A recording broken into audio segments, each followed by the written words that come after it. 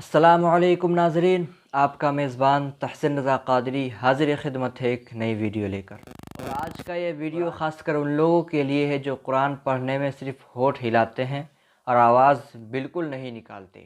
کچھ لوگ قرآن کی تلاوت اور نماز کے بعد پڑھتے ہیں تو صرف ہونٹ ہلاتے ہیں اور آواز بالکل نہیں نکالتے۔ یہ ان کا پڑھنا نہیں ہے، اور اس طرح پڑھنے سے نماز نہیں ہوگی، اور اس طرح قرآن کی تلاوت کی تو تلاوت کا ثواب نہیں پائیں گے۔